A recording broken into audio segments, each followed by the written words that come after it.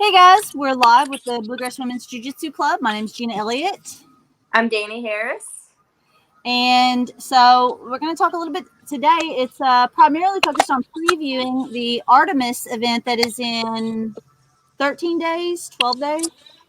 Yeah, that's insane that it's 2 weeks, less than 2 weeks away now. So getting a little bit close and stressful, but that's okay. Are you excited though? I'm super excited. Especially, I think it's even more intense because there hasn't really been any jiu-jitsu. There's been a couple of tournaments, but not where like I can see all the women, like a lot of women from the community at one time. So I'm super excited for that. Gotcha. I'm super pumped because there's a lot of girls that I know that I've trained with that I like. There's some ladies who I've heard of, but I don't know a lot about them. That I'm going to get to see them compete for the first time. So I'm excited. Yeah, I mean, I just think there's going to be really good jiu-jitsu too. Yeah, there is. I mean, after reading some of the girls that I didn't even know about, I obviously I asked them for some bios so I could get to know them better and like wanted to hear them describe themselves and their style of jiu-jitsu on their own. Mm-hmm. So after reading some of the things that they've sent me, there's a lot of credentials on there that are a little impressive. I was impressed with a lot of the girls that I really didn't know. And I was shocked. I didn't realize how many states there are.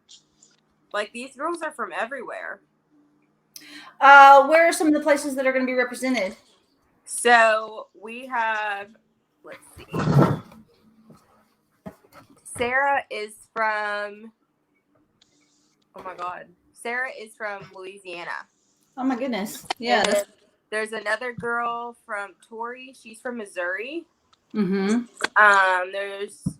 There's Ohio people in this bracket. There's Alabama. People from Tennessee, obviously. Indiana. Kentucky. So we really are kind of like Jiu-Jitsu Club. My name's... What was that? That was my phone broadcasting us. So yeah, we're representing like the area that I really want to get out there. Definitely the Southeast will be represented for sure. So have you ever trained or competed against any of the girls that are on this event?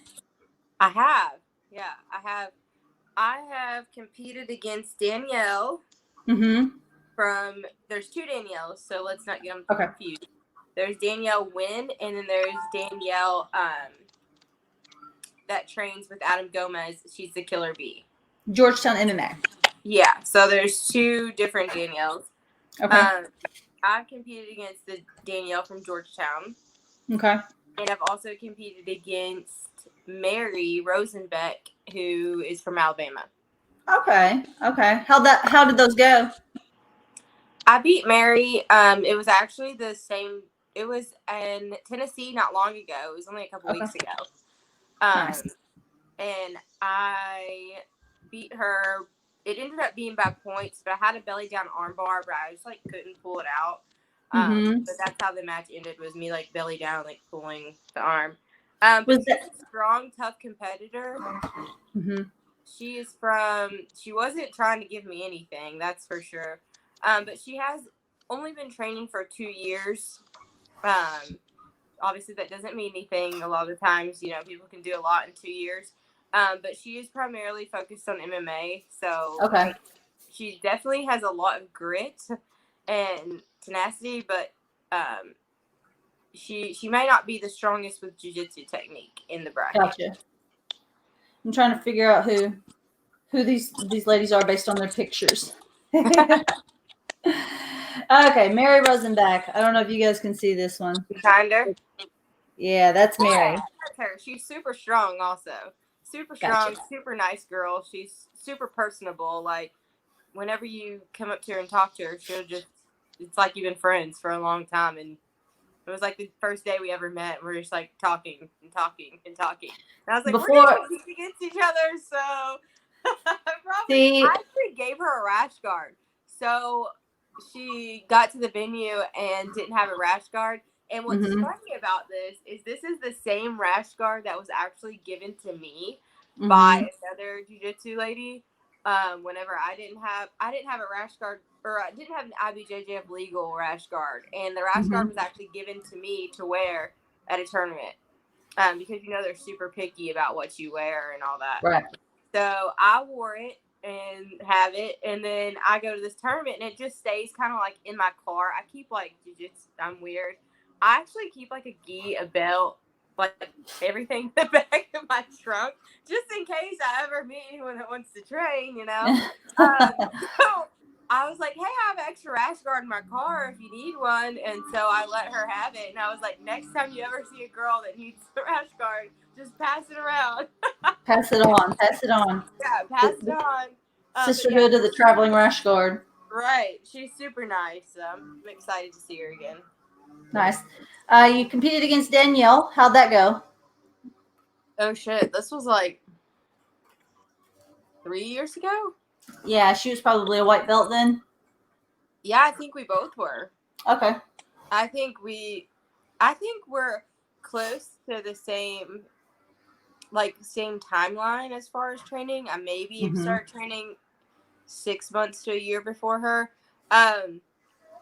But she's been training a long time. The match that I had with her, it was at the UGI, so you have to submit to win, Mm-hmm.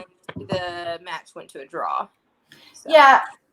Speaking of Danielle, like Danielle's pretty tough. I've trained with her as well.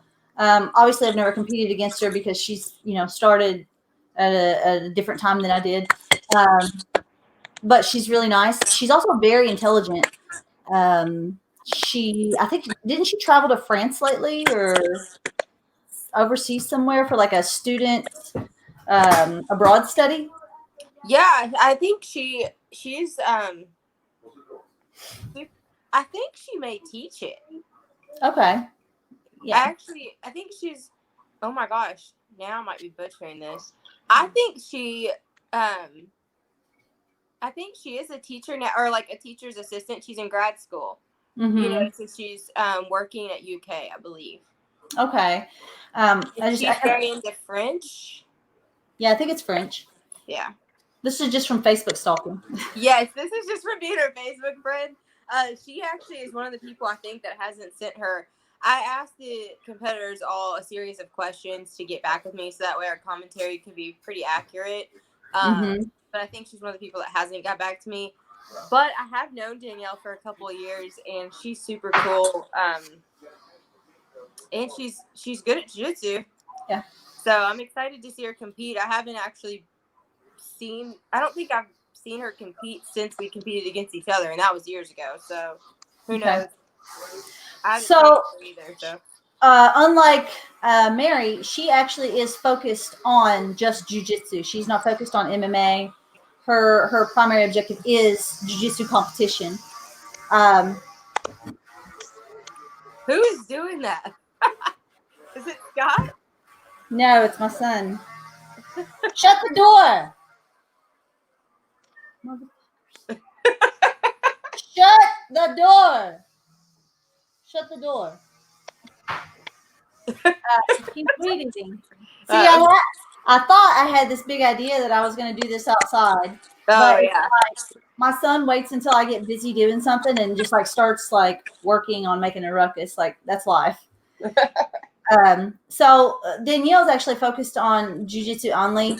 And you had mentioned like some of these girls are focused on, fighting. Some of them are more focused on jiu-jitsu. So I'm really interested to see how that goes. Because my focus is on jiu-jitsu, but I try to do MMA some too. And it is different. It is, because I even noticed I had never really trained at a gym that had I was really the only girl at my last gym that went into did MMA at all. And now the gym that I'm at Vision, we have majority of the girls do stand up primarily. So I know how it differs when I roll with the girls who do a lot more stand up and do a lot more MMA focused training. And I can tell the difference in like techniques and like what we pay attention to and like things like that. So I'm really kind of curious to see how it's going to play out. I don't want to say in one way or the other, but I am kind of interested to see what happens. There's another MMA fighter. Actually, there's a couple. We should maybe we could go down that rabbit hole. I figured we were going through the 120 to 145 girls. Okay, is that where you're at? That's where I was at. I don't know where you were at, but that's where I was at. Who did we just talk about? Oh, Danielle. We talked about Danielle and Mary. Okay. What about Andrea? Let me find her. I think that she's from the Klingermans. Okay. Andrea is a super cool person to be around. I know and she's been in the jiu-jitsu community for a while, and she has literally, I will say, she takes every opportunity that she can to either improve her jiu-jitsu or compete or anything. I always see her just everywhere. I guess. I've seen her at a lot of events. I guess it surprises me because she's very tall, and I've seen her that she's actually under 145. Oh yeah, I think we've almost competed against each other a couple times, but we've been like there's been other girls like closer to our weights, and like we haven't, or something's always happened. But she's been in this community for a while, and she's all about getting better. Like Right. I can just say that she's always at seminars, tournaments, and I think the Klingermans kind of have that. They put that mentality in people where they're all about growth and growing. And I was going to say that seems to be kind of a AJ influence, I think, with a lot of their girls. If I had to assume. So now these three girls that we've talked about so far, are they all blue belts? These are all blue belts so far. Okay. I know that Andrea is probably. I know that Danielle. I know for a fact that Danielle and Andrea are probably really close to getting their purple belt. They're not blue belts that are fresh by any means. Both of these girls, I know Mary is kind of newer to jiu-jitsu, like on its own. So I don't want to speak for her, but I know that Andrea and Danielle have got to be really close to their purple belt. I would think so. And I see Andrea at a lot of competitions, and I see Danielle at a lot of competitions as well. So they have a lot of experience, even though they're just a blue belt. Yeah, they have a lot of competition experience, and I think do. I was thinking that when I was actually going through some of these girls, when they're like, I'm a blue belt, and I was like, I kind of stalk on Facebook and like social media. So I was like, through their Instagrams and stuff, and I'm like, holy shit, like, I feel kind of bad saying like, oh yeah, these are just blue belts competing against purple. I'm like, okay, but they're like a step up. Like, these aren't just your average. Some of these girls have been doing this for a long time. Yeah, I agree with that. Who's next? I have Maddie. So Maddie is one of the ones that I didn't have any information about last time we were on the podcast. She's from Knoxville, Gracie Baja. And she says that she defines her style of jiu-jitsu as like pressure, pressure, pressure. Aside from what I've sent you kind of about her, she said that she enjoys like being like relentless on top and getting the pressure and sticking with it. So I'm excited to see her compete. Gracie Baja is a pretty notable association, so usually they produce really good competitors. So I'm excited to see her and meet her. Yeah, like she's probably somebody who I've never seen compete or really know anything about. So that should be exciting. Because the blue belt competing today and doing things is the future's. Yeah, and they stick with it. Just by the timeline that she gave me of doing jiu-jitsu, I would place her more next to like Mary just by the timeline. Like, I have no idea what her jiu-jitsu is like, so I don't want to say anything about that. But she's around the 2 years like Mary is. Gotcha. So I know Andrew and Danielle kind of have a leg up. They've been training for more than 2 years for sure. So Gotcha. yeah. The next person I have on mine is Lauren Rodriguez. Ah, this girl. Yeah. So what's funny about Lauren, actually, when I was on the podcast with Adam Gomez, I've never met Lauren before, but she trains right now at Northern Kentucky Martial Arts, which is maybe 6 minutes from my house. Oh wait, this is a different girl. I was thinking of a different girl. Oh, okay. No. Yeah, that's Lauren. Yeah. Or Lauren. Lauren. It says Lauren. Okay. So Lauren actually, her gym is super close to my house. Like really close. Like maybe 6 to 10 minutes. Which is crazy. I've never met Lauren before, but I'm thinking about when I'm done with quarantine, maybe going to train over there and like pop in and say hey.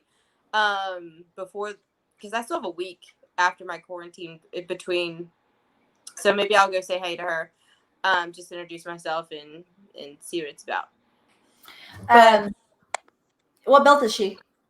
she is a blue belt, but she says she's been training for 4 years. Okay, so she's probably close to purple.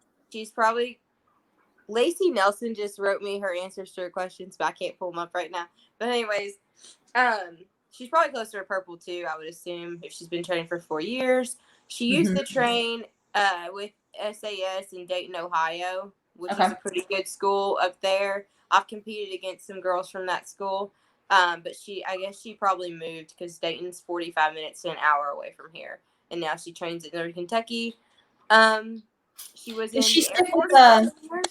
You said she trained at SAS. There's a lot of SAS schools in Cincinnati. Did she stick with SAS still, like right now, or did she change affiliation? I think Northern Kentucky, I may be wrong. I really think I'm right, though. I think Northern Kentucky Martial Arts is a Tom DeBlas school. Okay. I think you're right. I could be wrong, but I believe I saw Brittany Bays and Joe Bays there having Tom there recently. Their instructor is Scott Smith? Yes. Yeah, I think you're right. I think it's a Tom DeBlas school. I think it's Tom. Which would be Henzo Gracie lineage. Yeah. So I don't know about honestly, about the SAS school in Cincinnati or where it's located. A big thing about Cincinnati and Northern Kentucky that I've noticed when I came here to check out gyms is that I didn't realize this, but I live right on the river. You've kind of seen where I live. I live really close to like downtown Cincinnati, but what a lot of people consider Cincinnati to me is not Cincinnati. Like the gym that you guys went to, didn't you do Bwjjc this weekend? Mm-hmm. And it was at JG, right? Mm-hmm. That ain't Cincinnati to me. Like that is like you're going way past. You know what I'm saying? You went to like Westchester probably. So to me, that's not Cincinnati. You went far, right? Past the city a little bit. We went more, I guess, suburban. Yeah. It was at a JG school. I think it might be his other school, but it was Fluffy's school. And they're SAS. Yeah, it's just kind of far. Like once you put in traffic, like Cincinnati downtown traffic that you would have to get through. I'm assuming she lives in Northern Kentucky. It was just, I don't know that I would drive that's why I don't train there. It's just because it would be like an hour to get there and an hour to come home every day. And there's she might live over that way. That's what I'm saying. She might live closer to me and it would be hard to get to an SAS school. Next. Oh, funny thing. Anyways, what Gomez was telling me about Lauren is that so they went to Queen City, which is a little bit north of Cincinnati also. You've been there before. Mm-hmm. They went to Queen City for an open mat. The Killer Bees team did. And they were training with this girl. Danielle was training with this girl and like talking and blah, blah. And Gomez said that somebody came up to him and was like, hey, I think they're going to compete against each other. And they were like, what's your name? And she said she was Lauren. And they were like, oh, yeah, we're in the same bracket. So they kind of like stopped rolling together that day, I guess. But I guess Lauren's been getting her training in, going to open mats and stuff like that. So that's good. That's funny. Good to know. Who else is there?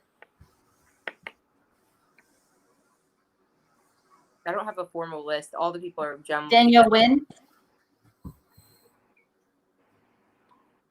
She's on the 145. Mm-hmm. Okay. Yeah, I have her in here. So it looks like she just switched gyms to train at American Top Team Lima. Is that how you say that? Lima? Mm-hmm. Okay. I don't know. I've never been there. So she just switched gyms in June. She fights MMA. I haven't seen or known much about her as far as like the jiu-jitsu world. It seems like we would have been in the same weight class if I would have ran across her at tournaments, but I just haven't. Mm-hmm. So I don't know that much about her. She said she's blue belt.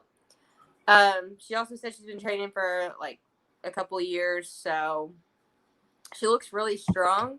Yeah, that's what I was thinking. She looks super strong. Like a strong neck too. Yeah. So I mean, that's what I'm saying about MMA fighters. I think they can shock a lot of people because they're just strong and they don't give up. Like, I feel like everyone that's been in a cage kind of has this mentality that's like, we've been through way worse shit. Kill or be killed.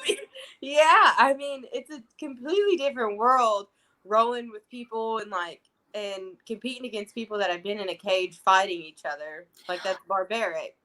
Yeah, I think that's true because like even I fought.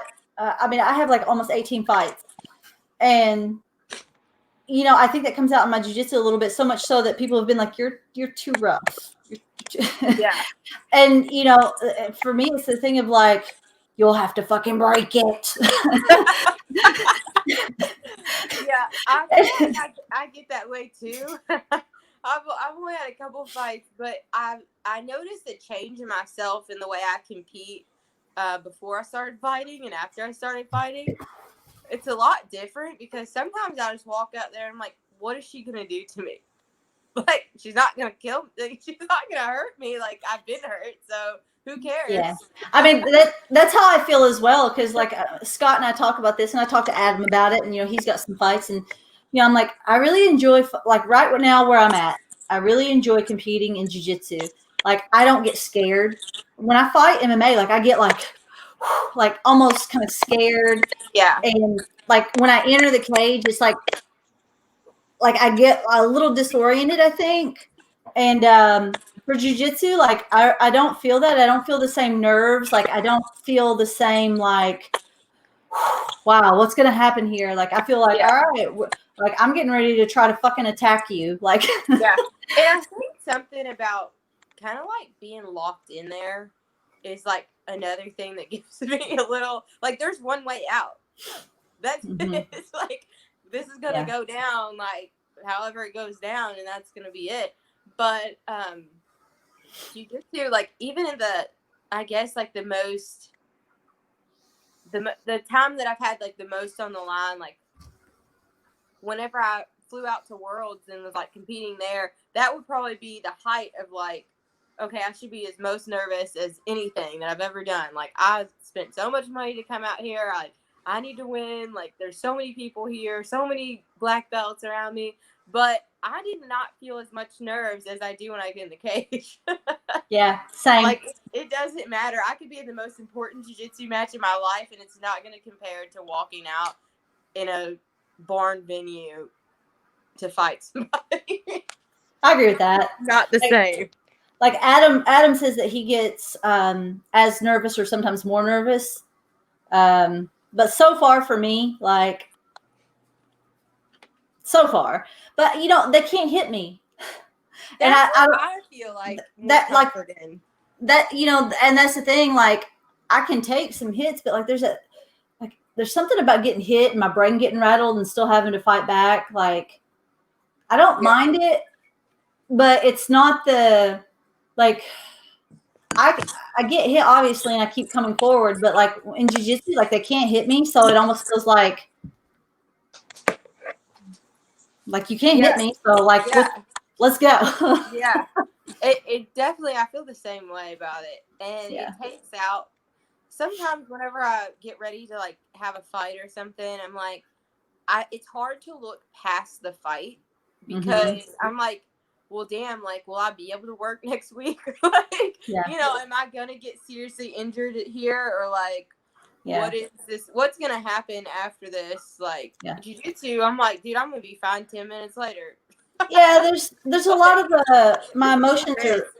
are my emotions are like that too with it. It's like I'm living and dying based on whether I win or lose, and it's just Yeah, I don't it's know. hard to think a different way. I know that's really. I know you probably, if a sports psychologist was listening to us, they're probably like, "What the fuck?" But I mean, like, it really is hard to see past Yeah. something that's like that.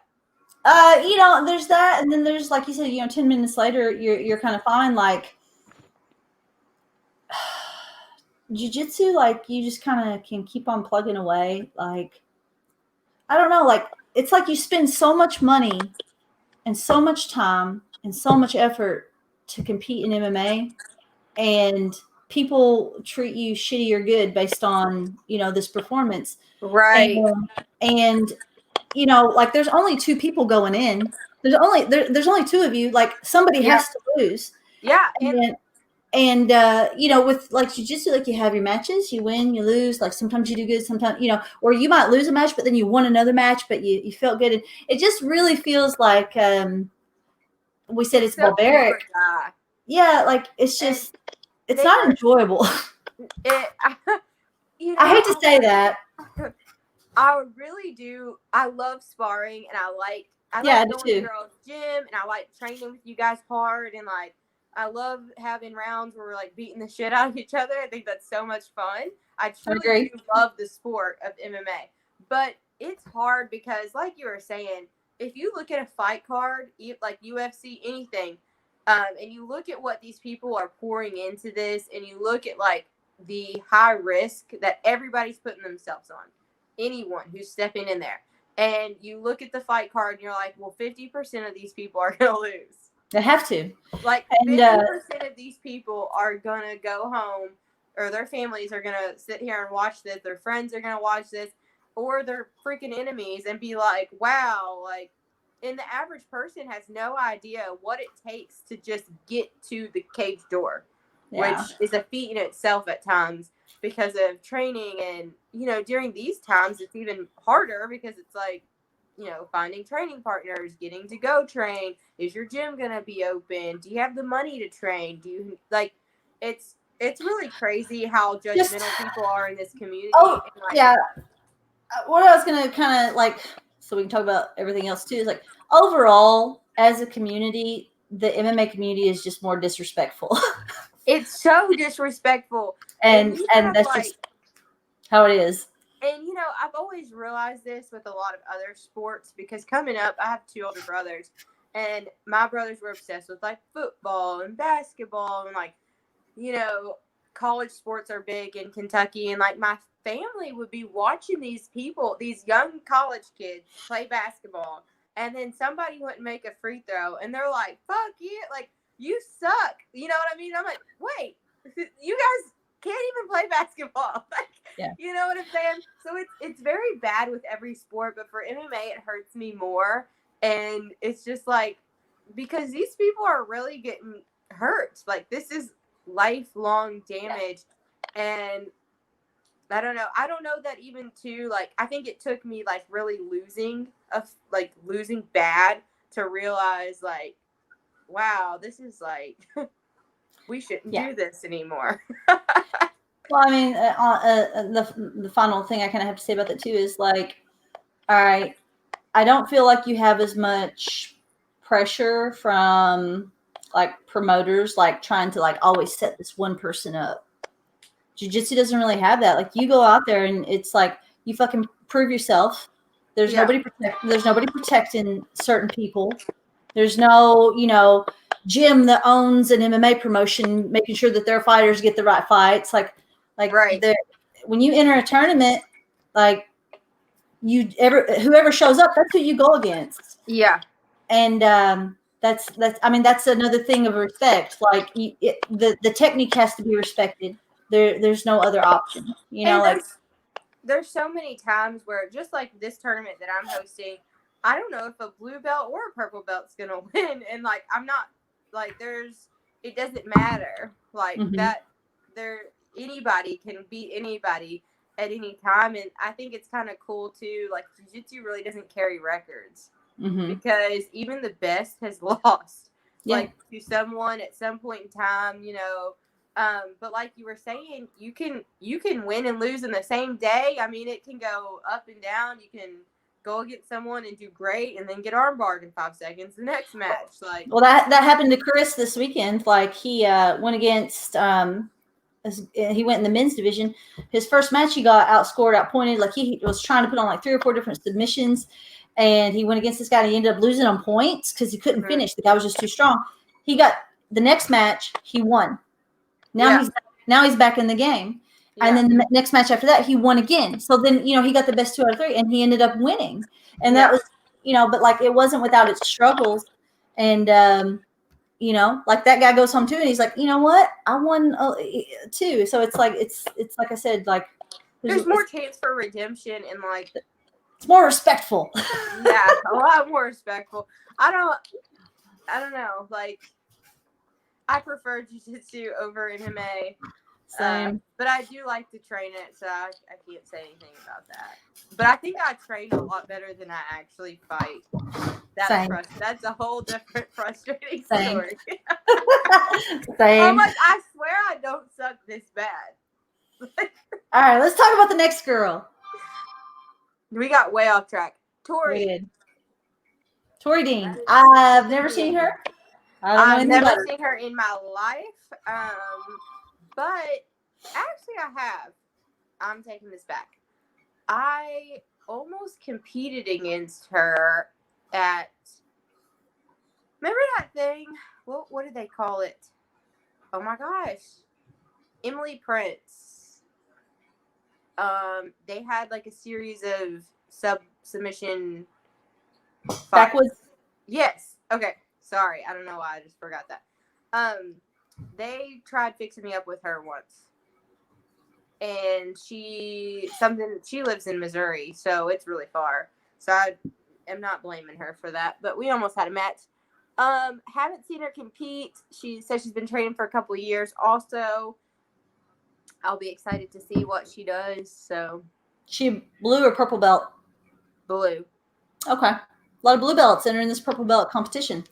A lot of blue, but it was really hard. That's why I was only going to do purple. But I opened it up to blue because it was so hard to find. And if purple belts.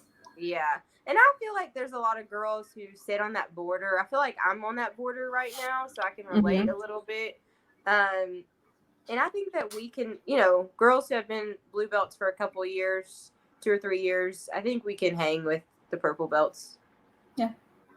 I agree with that. I mean, the belt is it's just an indicator of about where you're at. It's not, you're in this blue belt box and there's nothing you can do to anybody that's in a box above you. Right. And there's levels to the shit. Like there's new blue belts, and then there's like people who are near the end of their road. So it's kind of hard to compare. It's so broad. It's really a broad spectrum. That would probably be one of my only in support of like when jiu-jitsu schools kind of go out on their own in their ranking systems a little bit, because like in other systems, like it's about once a year or so, like, and we do that for kids obviously, because the ranking system is like, you can be somebody who just got their blue belt yesterday having to go against a 4-stripe blue belt who basically got their blue belt 2.5 years ago, right, 3 years ago. And what, that's sometimes significant. And some schools do it, based on how many classes you've went to, how many, and then, you have like my school and we're more like, oh, what level are you competing at? Like there are girls that I watched compete as a white belt when I was already a blue belt who now have like their black belt past me, because we don't do it based on like time or Yeah. anything like that. So That's it's kind of different. something that made me compete up at the last Naga that I did, because Mhm. the girls that were in the blue belt division that were technically my division, I could see that I know that they just got their blue belt, and I Mhm. don't feel like that was very. I mean, I won, but like I kind of felt cheap afterwards Mhm. because it was more so they're almost 4-strike white belts, and that wouldn't be essentially fair when I've been a blue belt for 3 years. Right. So I was like, well, I'll compete up, and then like I'll do this division today, but I'm also going to compete up as well and just see where I am for the future, because that did feel like kind of unfair to me that I would, because I mean I scored like 28 points against this one girl, and I was Yeah. like, okay, this is probably not appropriate. I think we have one other girl in the 120 to 145 bracket, and probably what I peg as your front runner. Yep. Samantha. I am Vulcan gonna House. try. There you go. Yeah, I would say that I can't pick people technically. Well, actually, I probably can, because like there's nothing I can do that will alter their jiu-jitsu that day. Yeah. I can't cheat. I really think that Samantha is one of the people that I have picked to be in the finals at least. Mm-hmm. She is a really strong jiu-jitsu competitor. Actually, now that I'm looking at it, she may be the only purple belt. Mm-hmm. Isn't she a purple belt? She is. Mm-hmm. Okay, yeah. But I've seen her compete. She's always done really well. She's always competing somewhere. She's kind of reminds me of myself just a little bit. Like we're always bouncing around. She's always training somewhere else, somewhere new. Definitely, she has a home gym, but I always see her like getting out and. I think she's training. Team SAS. Yeah, I think so. She hasn't sent me her information, so Yeah, she is. I don't have for sure stuff about her. She's also focused on just jiu-jitsu. I think she doesn't do MMA. Yeah. Mm-hmm. But yeah, like I can be a little less partial. If I had to pick, I would say that she's probably one of your front runners. Like you said, definitely going to be in the finals. She's got more experience. Obviously, she competes pans and all the different tournaments.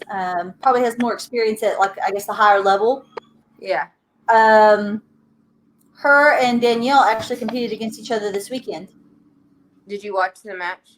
I didn't get to, because like Bwjjc, I love Tim Worthland and the work he does. Like he tries really hard, and like Fluffy had to open up the school for the tournament, because what happened is the week of the tournament they contacted Tim and said, "Oh yeah, you can still have it here, but everybody who comes has to have a coronavirus test this week and the results in hand as they come in."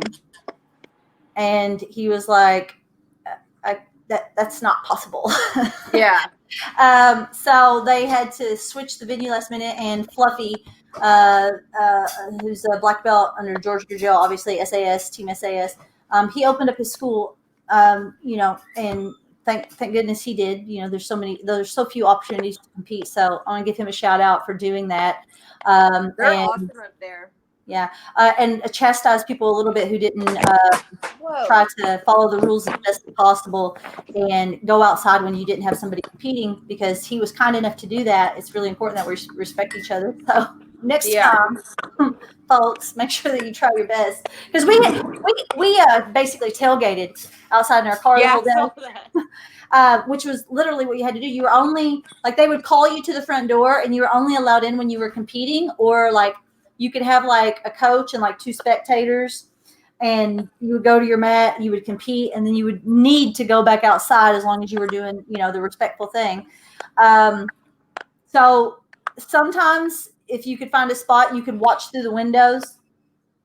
But I had several teammates there. So I did get to watch, they're in 2 different weight classes. I did get to watch Lacey and Samantha compete against each other in the gi, which was a really good back and forth match.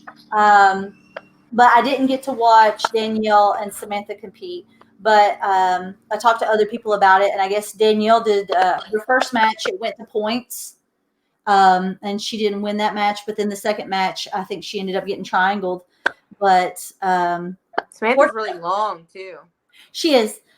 Fortunately for the event you're doing, 80cc rules. Yeah, so like it points may won't change matter. things a little bit for Danielle. So I think so. I think something that might be a benefit to like some of the girls like from Georgetown and some of the other organizations that have a little bit different training philosophy sometimes. I think one thing that will be a benefit to some of those girls will be like heel hooks and some stuff like that. So that could they be definitely practice the leg locks there. Yeah, that could be in this rule set. That could be more of an equalizer. Yeah, that's what I was thinking too. So, purple belt versus blue belt, but like the blue belt has in this rule set kind of an equalizer. Yeah. So I think that could help like Danielle. Some of the MMA girls, being tough and really, really strong, that'll help them as well. But as long as they're training. Yeah, as long as they're training. And there's a certain amount of strength that'll carry you partially through. Yeah. But technique's the trump card. You can slam out of submissions too. Hey. Only out of submissions, like. Well, I mean, that will benefit the MMA girls. Yeah. Being strong enough, because you can slam in MMA. Somebody's got you in a triangle, you can pick them up. Boom. Roxanne Modafferi was knocked out twice like that in MMA. Had somebody in a triangle, and they stood up and Rampage Jacksoned her. So crazy. Not that I promote training that or doing that, but you got to play the rules to your advantage. I don't know. I mean, if it's in the rules and you're not doing it, you're setting yourself back.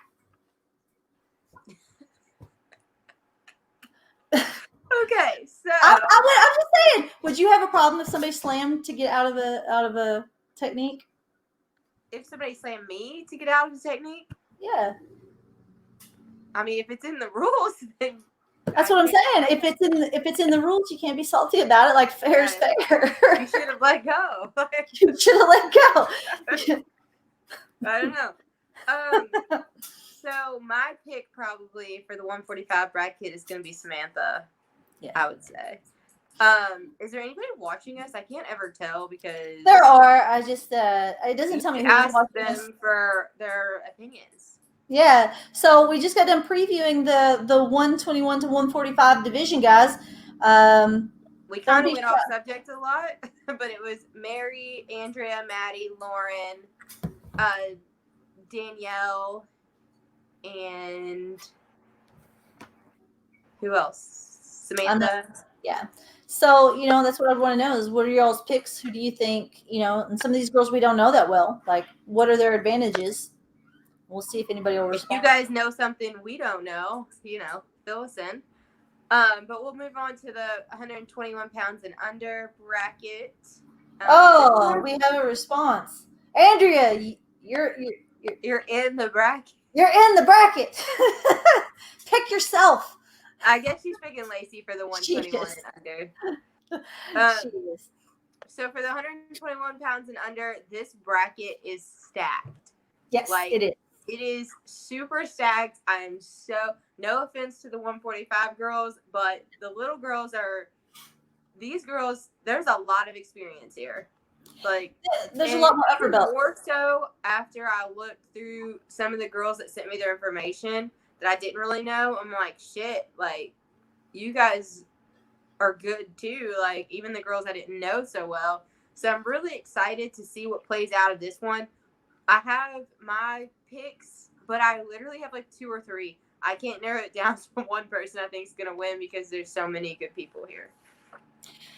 Yeah, some of the girls.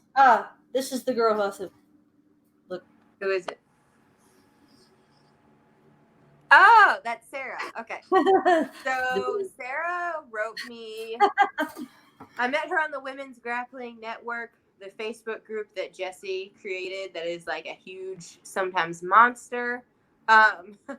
But Sarah has been training for 5 years. She is a purple belt.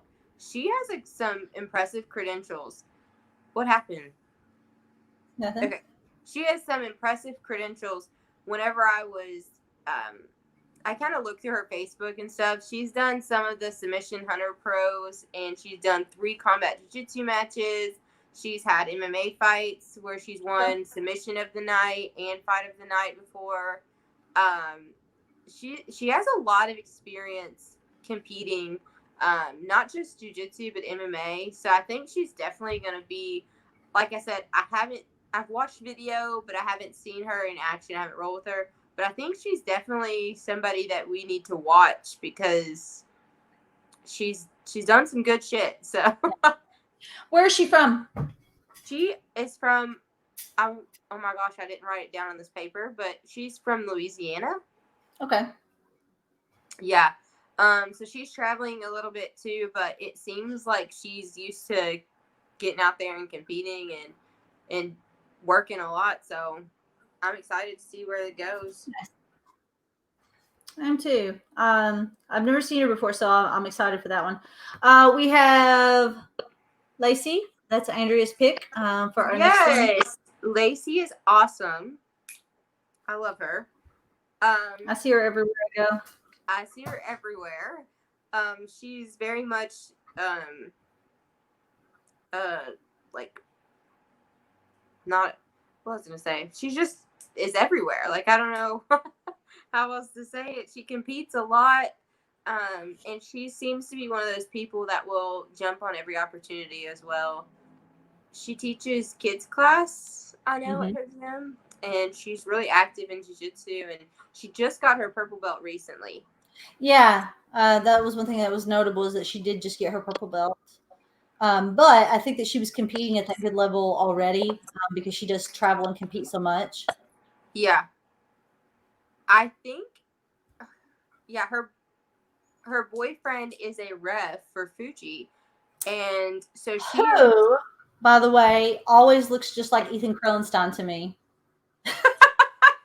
Like, God damn, he's got like that familiar face, and I'm like, why does he look familiar? And then like Ethan Kronstein has a match coming up against PJ Barsh. I'm like, that's Lacey Nelson's fucking boyfriend. I'm like, no, it isn't, but it looks like him. That is really funny. Now that you say it, I definitely see the resemblance for sure. Yeah, I'm excited to see what Lacey brings to the table for sure. She's always fun to watch compete, and I kind of know her jiu-jitsu a little bit better than some of the other girls in this tournament. Yeah, and like I said, I saw her compete this weekend. She's pretty technical. She runs, I think, a women's program up at Fisher's. And if I'm not mistaken, Fisher's is are they under the James Klingerman organization? Yeah, I think. Pretty sure. I know that they train together a lot, but I don't know if it is or not. Because she's always so happy. I'll have to cheer for her a little. She's so sweet and so nice that I don't think there's much that could make me say something bad about her. Like, she's always so happy when I see her and just like very friendly. So I, from a distance of what I know of her, I really like her. Yeah, she's very kind. Yes, very. But I'll be interested to see how she does. I think she'll do well. I think she competes at a good level, so I definitely think she'll do well. Next up, so I have Caitlin. Oh, yeah, we were on the right track. Caitlin. She trains up in Ohio, probably a few hours north of me in Cincinnati. She's in, I think they're close to like Cleveland. Okay. If I'm not wrong. She trains with Emil Fisher. Do you know who Emil is? I do. Strong style. Yes, she trains up there with him. That's how I got in touch with her. That's the only reason why I bring that up. He recommended her do this tournament, and I was like, if Emil recommends you, probably pretty good because Emil's pretty good. She can breathe fire, which is super cool. I was gonna say, what's up with like a circus? Picture. Yeah, she like goes around like performing and stuff like that, which is a super cool talent. She said her favorite submission Hello? You just cut out. Can you hear me now? Yeah. Okay. She says her favorite submission is the armbar, and she's been training for 2.5 years. Okay. So she's a blue belt. Yep. Okay. Gotcha. That makes But sense. I haven't seen her compete before, so we'll see. No, I haven't either. So, But it's she a good gym up there. Yeah, it is. Strong Style has Stipe Miocic in the UFC. They have Jessica I, who is obviously in the UFC. They have Emil Fisher, who is, he's getting ready to do like a circus freak match down at Zapatero against his 10th Planet. Crap. Keith Krikorian, I think. Yeah, I'm going down there for that because I'm Josh Leduc's like bitch forever. Girl, ain't you learned your lesson on traveling to them red states? I mean, that's in like 2 months. So hopefully in 2 months, this will be a little bit better. Well, no, we've still got 4 months. Oh, it's in October? No, I'm saying until this is kind of dies down. Over? Yeah. Don't you pay attention to Facebook? That's when the election is. I don't know. This whole thing is crazy. Next. Nikia Jackson. Yes. 10th Planet Decatur, right? Yeah. Yeah, she is a strength and conditioning coach, and she looks strong as fuck. She does.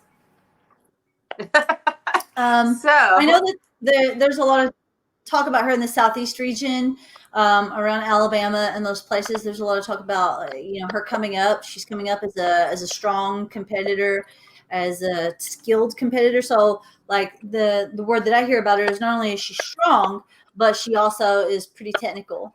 Yeah, I've watched some of her matches, and that's exactly what I've noticed too. But 10th Planet, it seems to me like whenever I see like a color belt from 10th Planet, I always kind of know that the technique is going to be on point because they usually don't promote just freely.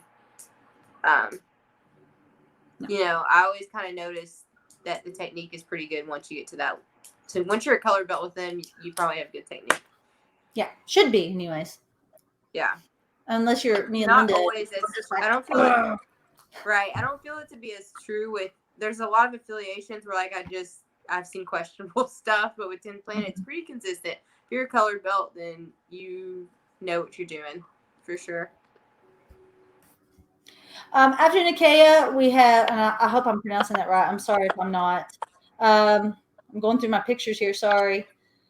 We have, I've seen her name, Zena. Yeah. I've seen her name, but I think she's on my Facebook. I've seen that she competes and she does very well. But other than what I see on Facebook, I really don't know anything about her. I actually haven't met her. I was supposed to meet her at Nogi Worlds this past year. We actually connected on a women's grappling Facebook. It's really funny. We started this podcast and I've gotten the answers from the rest of the girls. I guess they realized we're talking about them, but I can't read them while we're on the podcast. So if you didn't send me any information, then I'm sorry. That we'll talk about you next time. But we'll talk about you again. Yeah. On Friday or something. I met her around Nogi Worlds time. She was competing. She competes at a lot of the major tournaments, so I'm assuming she's really used to tough competition. And she's from Canada. Okay. She's from Canada. She said she started training at the gym that GSP trains, and she said he taught her how to break fall, which is kind of cool. So then she moved down here. She lived in Indiana for a bit. Now she's in Knoxville. She trains at Shield Systems, which is also where Gina Gooden, I guess, trains. But they didn't really know each other. So Zena had already contacted me about doing this tournament before I think she even moved to Knoxville. Okay. So I think they probably trained together, but not this. This isn't long term. You know, they're not like teammates from way back or something. Right. It's relatively new, like in the last week or two. Exactly. Okay. She got into law school in Knoxville, so she's smart cookie as well, Okay. and so she's excited to compete. She says and is ready to go. So I'm excited. She's blue belt. Been training about 2 years. Okay. So like TriStar, I think is where GSP was from. I can't remember the guy's name. That was the head coach up there, but they're basically kind of affiliated with like the Henzo Gracie lineage and Danaher Death Squad lineage as well. Yeah, it seems to me, just from what I've seen from her, she posts some stuff on Facebook and I stalk people. Mm-hmm. And it seems like the technique that she posts and stuff is really good. And she seems to be super technique focused Mm-hmm. versus like people that train like hardcore for like rounds. It seems like she's really developing her technique, which is awesome. Gotcha. Next we have Alejandra Bentecourt. She just messaged me, but I cannot open it right now. I love you, Alex, but I can't see what you wrote me at this moment. But we kind of know a little bit about Alex. You and I have both trained with her. She is tough. She's one of my front runners for this tournament that I would say I could see in the I agree with finals. that. I agree with that. She's a little bit smaller than, actually, I want to say she's a little bit smaller than some of these girls, but this bracket actually varies. I have a couple girls that I know are cutting weight for this tournament for the 121 under, but I have a few that are just that walk around under 121. Alex is one of the ones that's on the lower side of weight, but I think her technique and her skill is going to make it, you know, I think she's going to make up for that. Tenacity. She's very tenacious. She's a tough girl. Yeah. She's also an MMA fighter with the Georgetown Killer Bees. So they initially had 3 girls in the event, I think, but she's somebody who I trained with as well. I'm excited to see her do well, and like I said, I believe that she's also probably one of the ladies that could end up in the finals. She's really good with her passing, and also with she's very familiar with like the leg lock game. I'd say she's well rounded. Yeah, I think that's a good, accurate description. Because she's super. She has a lot of good technique. I've also noticed when I've rolled with her, it's been a long time, but she feels like she weighs a ton more than she does. She's really good at making herself heavy. She's fast. Yeah, so I think I'm excited to watch her. Like you said, she's pretty well-rounded and super tough. So that's a deadly combination. Yeah, she's fast too. I forgot about that one. Gina Gooden. Yes. So she's just one of my favorites because I just love her. So I just like her as a person. You know, like I like training with her, but as a human being, like she's pretty awesome. She's top notch. She's like about as good as it gets as far as qualities that you want in a friend and a training partner. I fuck with her. I'll always support her and the stuff that she does because she has really good intentions. And she does everything with those. You know, it was her last fight, her last MMA fight, she said something that was really, I'm not always the nicest person. I've talked some smack, but I'm trying to improve, you know, as I start like running tournaments and like trying to get other women involved. I understand the importance of like being super respectful and like nice and just like being accepting of everyone. But she had a fight, and the girl she was fighting, her last Invicta fight, was talking a lot of shit. Like a lot of shit. Like posting on Instagram and like tagging Gina and just completely being like just an ass, you know? That's the best way that I can describe it. And Gina beat her and then was like, you know, be a buddy, not a bully. Yeah, like she's like, I'm just like, don't be a bully.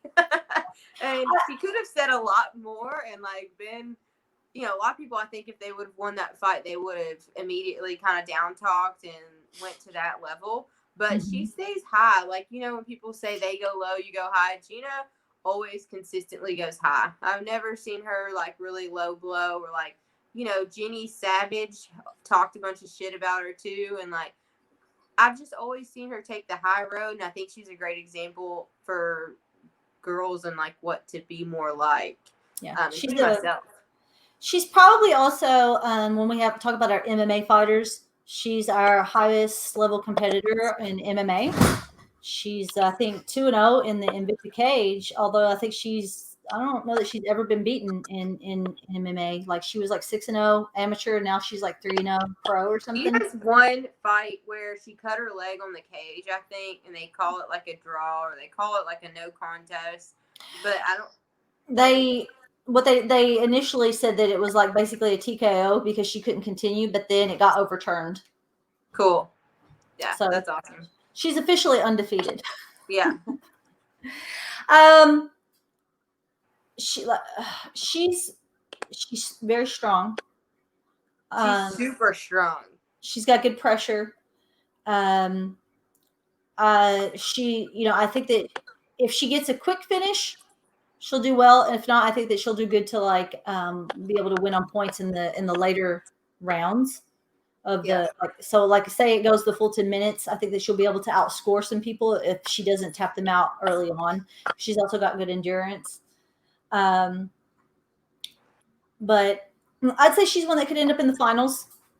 She's definitely one of my picks to end up in the finals as well. I could see her winning it. Yeah. To be real, I don't see anyone. I don't want to jinx anything or like say anything like out of line, but I'm just trying to think of how someone would submit her, honestly, because I've seen her compete against some high level girls. Even in her last MMA fight, she's been in some positions where I'm just like, all right, that's broke probably. Yeah, she's long and lanky. Yes, and her arms, I've seen her arms bend some funky ways, and she's always figures out how to get out. And I think she has an advantage. I mean, her last fight, that girl, she's a 10th Planet Jiu-Jitsu girl, the girl she fought, and it was really impressive to me because she would get Gina's arm, and she damn near pulled it all the way around, and Gina still found a way to get out. It wasn't the clock that ran out. Gina got out of those armbar attempts, and like, if you can do that in that situation, I feel like Gina's just going to be really hard to submit. You're going to have to beat her with points if you do. And I just don't know that I don't know who can do that. I definitely think that Alex is a front runner also, but I kind of think that Gina's my pick for. I mean, if we're talking about people I like, and I know them personally, the problem is like there's so many girls who are, like we said, like this 121 and under division is like pretty stacked. Like for this area, it's probably got any top girl that you could think of. Yeah. And so like it has all of them actually. Yeah, like it's like and not that the other bracket doesn't, obviously. But these girls have got accolades. But these girls who we're talking about in the under 121 division have almost all of them have already made some sort of mark. Yeah. And so, like, it's like, damn. And like, Linda and I were talking about this because she's like, if I wish that my leg had been better so I could do this. She can do it. No, yeah, because it was like, man, that's some competition. Yeah.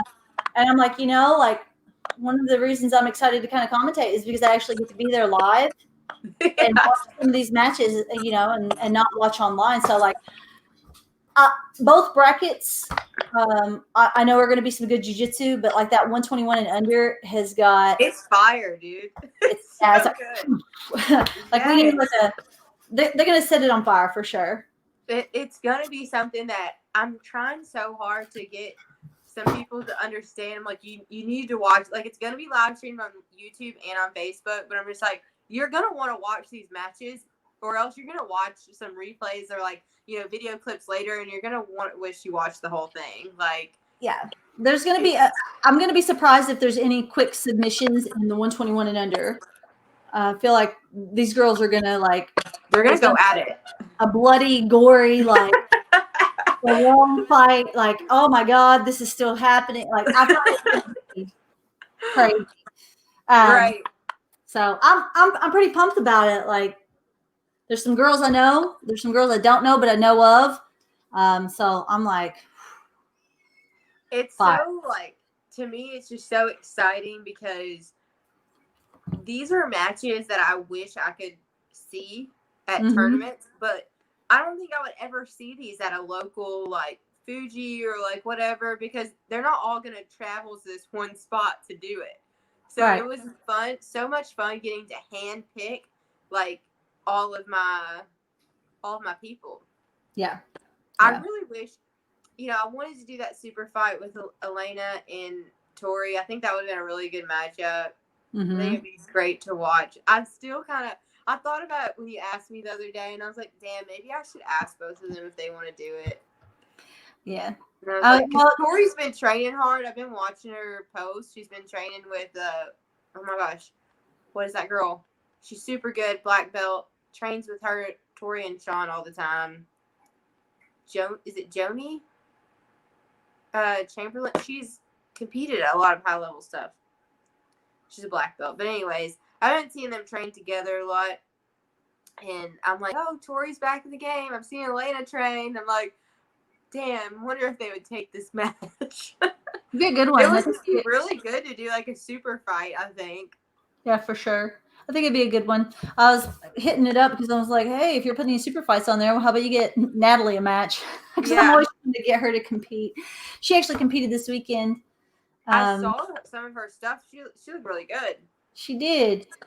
Kind of going on a different rant. Like, she's been staying with me this weekend. She's actually outside painting the garden, each brick a different color of the rainbow right now.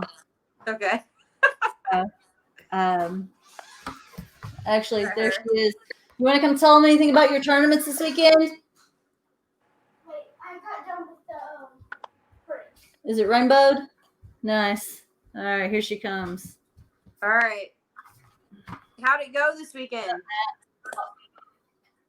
What? How did the tournament go this weekend? Good. I won every single one of my matches. Nice. I saw you moved up and you competed against that boy. He was kind of Yeah, heavier he than you. was 25 pounds heavier than me. How'd you beat him? By points. Nice. I saw last weekend, I think it was last weekend, you got 2 go-go patas. Yeah. Those were super nice too. After when I watched the Elizabeth Clay and Maggie match and I watched her get that go-go, I was like, oh, it's like Natalie in a few years. Hopefully. I keep pushing her to be the best that she can be. It's like I got this little person who has the potential to really, do some shit, and she's winning a lot of stuff. She's doing real well. Like, she's kind of had a mental block, I think, when someone's bigger than her. She's like, they're bigger than me, I can't win it. So this weekend I was like, you're bigger than everybody here in the brackets. And I'm like, you're the biggest one. How about that? So she goes out to the mat with this boy who, like, I know outweighs her by 25 pounds. Because they came and asked me if she would do it, and I was like, mm-hmm. And then, like, I told Scott, and I'm like, don't tell her he's bigger. Yeah. And she went out, and, like, she saw him. She's like, Miss Gina's lying to me. I knew it. And I also saw on the thing that he was 105 pounds. Yeah, she saw it on the thing. She's like, and then I was caught lying, wasn't I? How shameful of me as a martial artist. But I did it anyway. Yeah, it was for your own good. Right. It's okay to lie to them if it's for their own good, right? All right, go pick the paint up, and I'll be out there in a minute, okay? Okay. You want to say bye? Tell them where to find you on Instagram. Bye. Bye. Natalie 10P. Bye. Oh gosh. That's funny. But it's been pretty impressive to watch her grow over the years. Can't hear you. You're muted. There we go. It is. it's exciting and it's heartbreaking and it's exciting and it's overwhelming.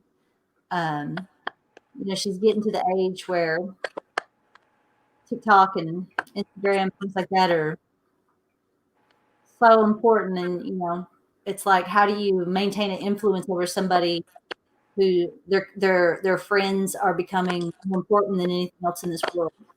Right. And she's also entering that age as a pre-teenager, as a tweenager. She's, getting ready to turn 10, where girls start wanting to be girly, and like jujitsu is just on the surface not a feminine thing. Yeah. So like it's, and I'm not her parent, obviously. So I have limited influence.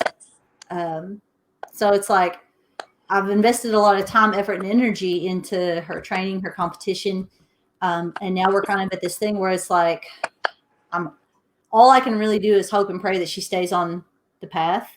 Mm-hmm. Because if she does, it's going to be completely and 100% internally self-motivated. And how do you get a kid convinced that that's the way to go? Right. Especially over their friends. Like we had a kind of going off topic, like a issue this weekend. She's been staying with me, and she went and snuck and made this other Instagram, but then we found it. And then like her and her other friend's not supposed to have this Instagram, but then they changed it to being like Paco the King, her dog's Instagram. But really they were using it to like send messages. So finally this weekend, like her granny was like, you've got to give the password to an adult. Like you can't be doing that. Yeah. So, she gave it to me. And, this account has not been monitored by an adult, but like somebody will comment and be like, and she'll be like, oh, hey, you know what? You should go follow my account that is monitored by an adult. But like when you say that to somebody, what is that really telling them?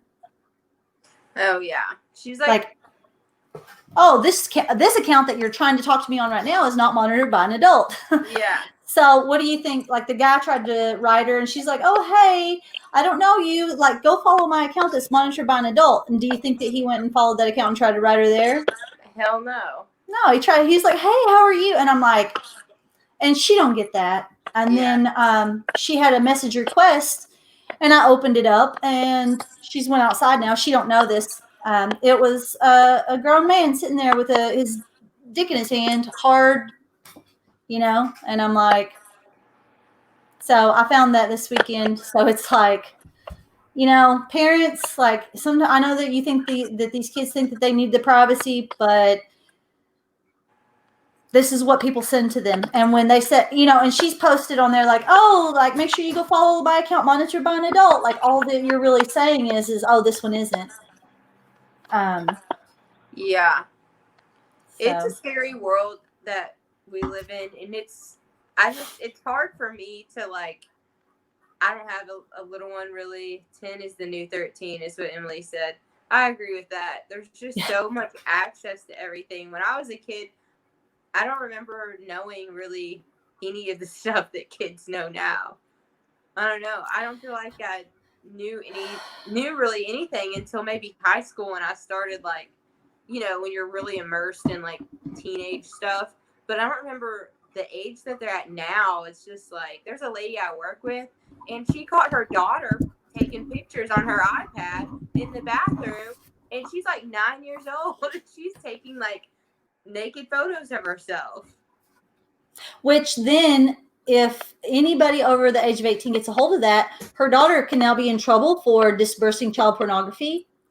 And and that person is guilty of possessing child pornography. And, I try to tell her that, but like, I really am in this predicament where like, I know how to take care of myself. And I'm like, you're so naive. Like she's coming back in, so I don't talk to it about too much, but like, I'm in this predicament where I'm telling her like, you don't know what you don't know. And even the way that you sit and you throw your legs up and you're kind of sitting here, like, I don't think there's anything wrong with that. But when you're out in public, there's a lot of people out here who like they're just going to say that that's sexual. It's not, but they're going to say that. And you don't think it is because you're not a sexual being right now at this age. You're not thinking like that necessarily. But I'm telling you, what fucking weirdos are thinking, and that's exactly what they're doing. Like, it's just like, how do you Right. really? And you're a grown up, you don't know their life, like, and I have no control because I'm not a parent to her, obviously. But it's like, man, like, how do you really? Because she's got so much talent, and so many people have seen her grow up and do so well. Like, how do you really handle that? Yeah, it's such a difficult thing. Emily just commented again. Her daughter and Tristan is like the same age, around close to the same age as Natalie. They've competed against each other. Mm-hmm. But I see what they go through, and sometimes her husband, Emily's husband, has posted stuff about the messages that he's gotten in their inboxes, and I think, I don't know, like when I was a kid, I remember getting my first cell phone. I think I was a freshman in high school, but I had like a brick kind of like, it was like a Razor flip phone or whatever. So it was a phone that didn't even have like an internet connection. Obviously, I could text my friends, but they were people, probably they were everybody that I knew, actually. So occasionally my mom would like go through my text, but at that point in time I couldn't even send pictures. Like my phone was literally, I could talk to people that they gave me their phone number because it's a real person, but my mom didn't feel, she didn't have to dig through like social media accounts and like find things like that because they didn't really exist. So it's just so Right. crazy. Like, parenting has to change, like you do have to be that parent now. Yeah, like, and I've already, and her granny doesn't really she's older, she's like 60 something, she's a different generation, but she asks me for help here and there. Like, my son, I've already been through all this with my son. He's 16. Like, I've been through the social media battle, but this is getting him to understand that, like, you don't put certain stuff out there for you. Like, it's different going through this social media battle with a boy Versus a girl. Because there's so many fucking predators out there, and they're relentless. And Yeah. Some of these girls are like, I'm taking care of myself, and I'm trying to be like, no, you don't understand. All you're telling them is that you're alone. Yeah. Like, you're not sending the message that, go to my adult monitor account. You're telling them that you're alone here. You're telling them you're alone. Like, you don't see it. Like, you're telling them you're alone. And Right. It's like, man, my son, I can protect him, and I can do everything I can to protect him. And when it comes down to it, I can drop the hammer, and what I say is the way it is. Like, I don't have that with her. Yeah. And does her grandma tend to agree with you? Yeah. On. Yeah, but she just doesn't know much. Yeah, she doesn't know a lot, and she kind of wears her down a little differently.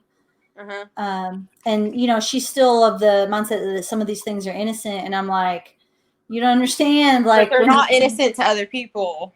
No, like, and I try to tell Natalie that too. I'm like, listen, I'm one of those people who, like, I think that if a woman wants to walk around here shirtless like my son can, she should be able to do it. Nobody should be able to do anything to her.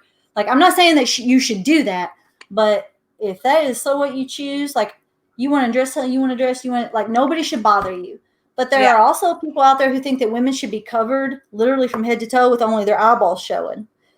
And you have to behave somewhere in between.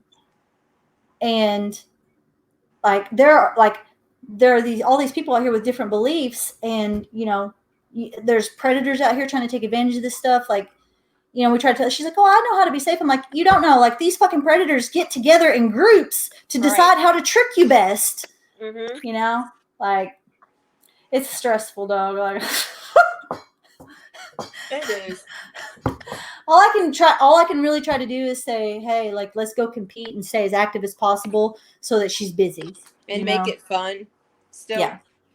I think that's a big thing, is I guess for kids more than anything, is like, I remember starting to hate the sport that I did when I was growing up. My dad was a coach of my soccer team, and I did a travel team, and soon it just started to feel like work.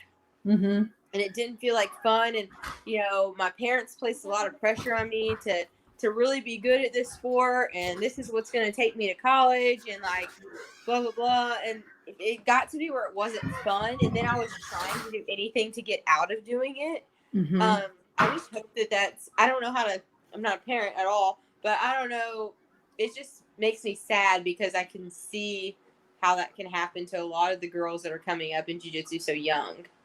Yeah, so like that's kind of where, like, you know, like, let's keep, like, she loves to compete, so my only recourse really is to keep her competing as much as possible. Yeah, You know, definitely. And but it's hard. I don't even know. we got off topic for what we were talking about, but Yeah. like it's relevant because, you know, like we have girls that are coming up. Like, how do we, like, I would like for her to be the next girl we're talking about, like Gina, like Alex, you know, like how do you keep that momentum going? Like, this is our future. And a lot of the girls that we train with and that, you know, are even a couple in this tournament, they have daughters. Yeah. So it's just kind of important for us to share within our group because we're all we kind of have that know this position and what it feels like. Yeah. Protect your kids, yo. Instagram is evil. Well, and TikTok too seems to be a little sketch. Yeah. Well, there, you know, people are kind of throwing a fit, but like our government is banning it. It's actually, you are, because it's, I guess they say it's the Chinese Communist Party spyware on Americans to collect information. I don't know if you get into conspiracy theories at all, but if you are an employee of the federal government or like any kind of representative, you are not allowed to have TikTok. This is kind of something we were watching a video on. Like, yeah, even their family, like their children, are not allowed to have TikTok because it records information. It tries to record times and spaces, and you know they can turn. There's these things where you can like turn somebody's camera on without them knowing, and yeah, it records certain things. So like the information age, and you know when I was a kid, like we had three-way calling and being able to block numbers, but like we're getting into this area of information and technology that it's growing so fast. That, and like predators, and like Emily Prince is kind of talking, like the information is growing so fast, and predators and people who desire to like do bad things are keeping up on it faster than the people who like are trying to protect. Yeah. You know? Yeah, like she said, there's so many platforms. Mid-30s and feel so lost.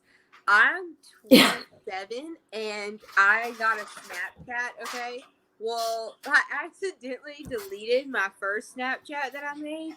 And so then I tried to log back in and it wouldn't let me. So I made another Snapchat and now people are like, I posted my thing.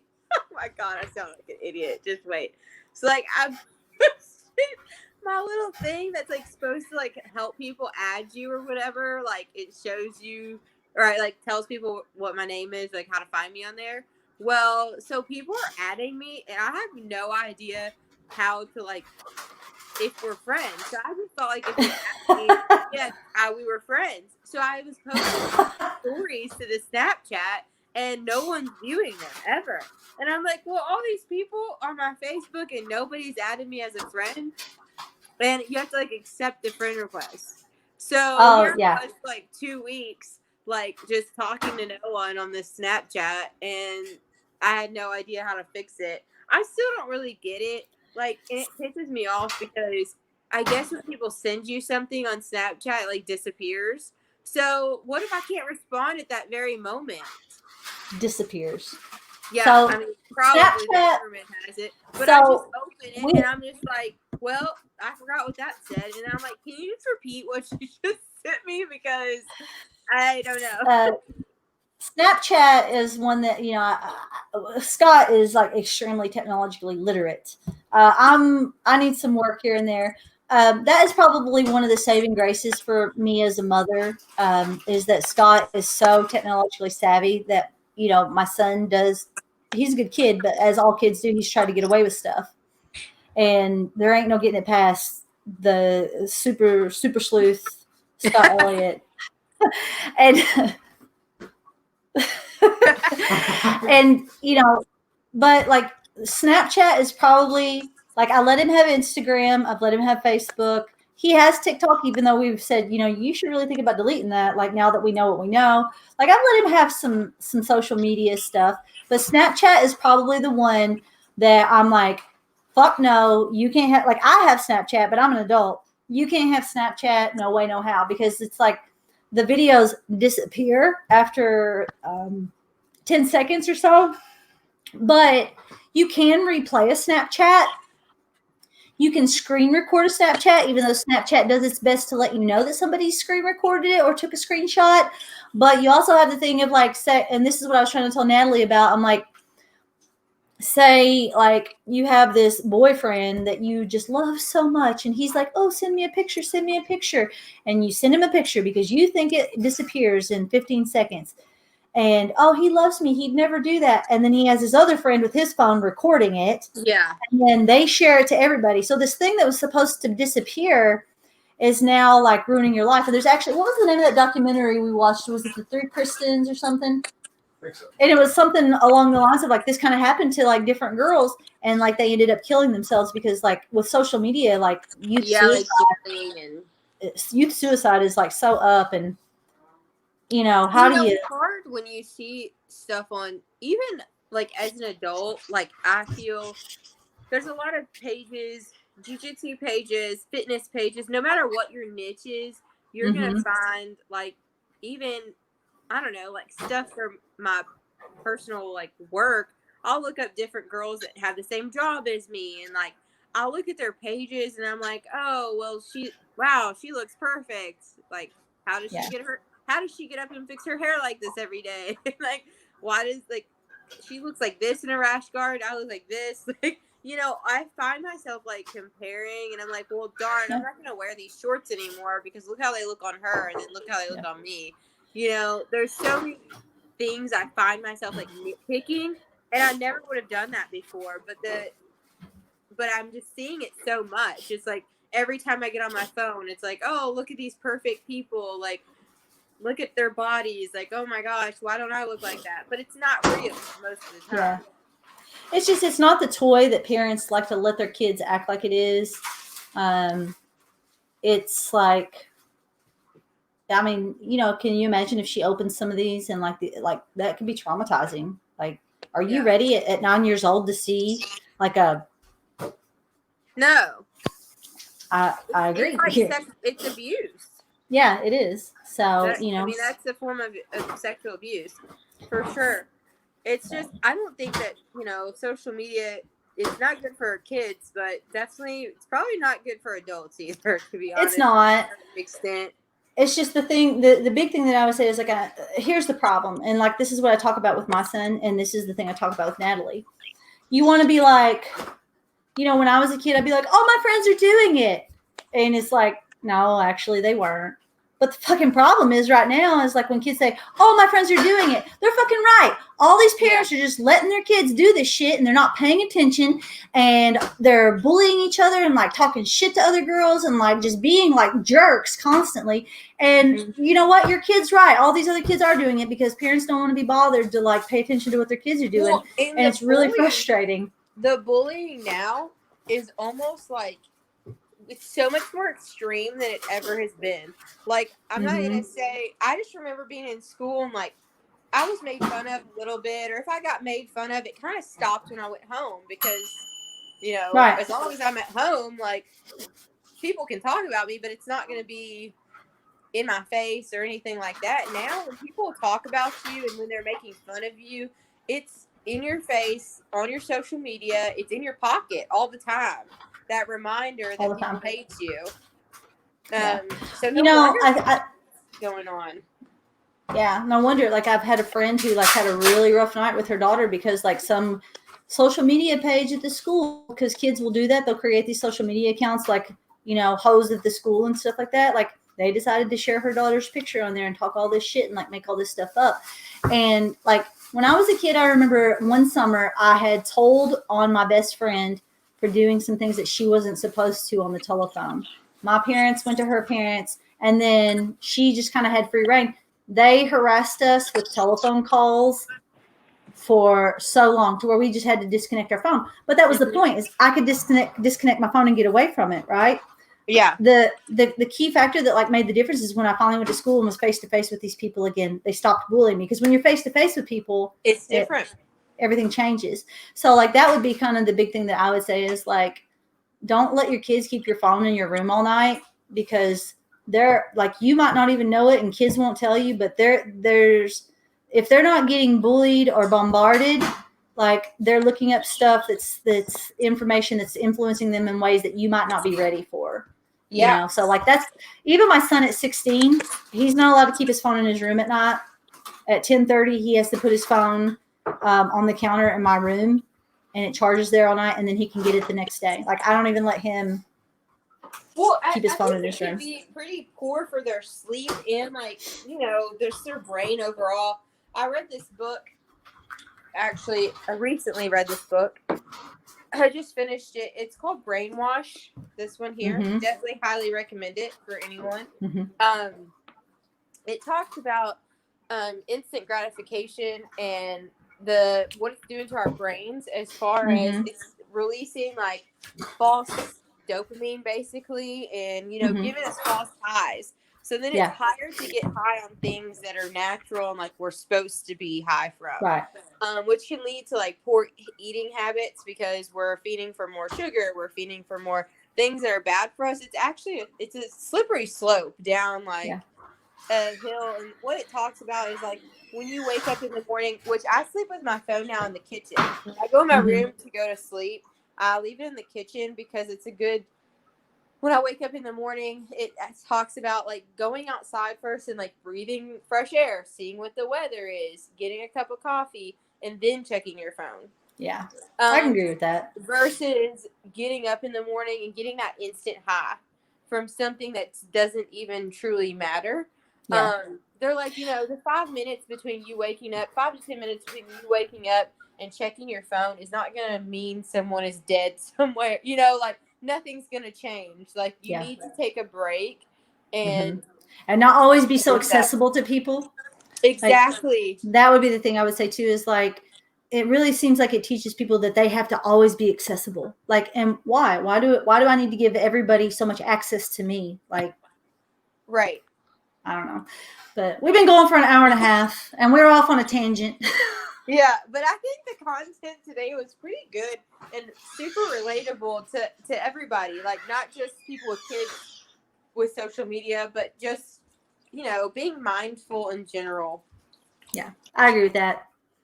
All right, Danny, tell them about Artemis, where it's at, what's going on, what the ticket sales are doing. Artemis now has an Instagram page. The event is on Facebook under the Artemis Women's Submission Series.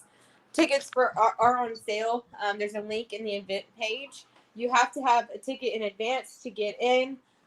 If you're in the Knoxville area, please come check it out. If you're just like in the Tennessee or Southern Kentucky area, it's not a far drive from anyone really. Come check it out. Come watch these matches. These brackets are going to be insane. I can promise you that. All right, guys, you can find me on social media, Gina E10P. Girls, if there's anything that you want to make sure I mention when I'm commentating on you, just feel free to like suggest it. But otherwise, I have the access to the info you sent Danny. And I can't wait to watch you guys compete. Bye. Bye, guys.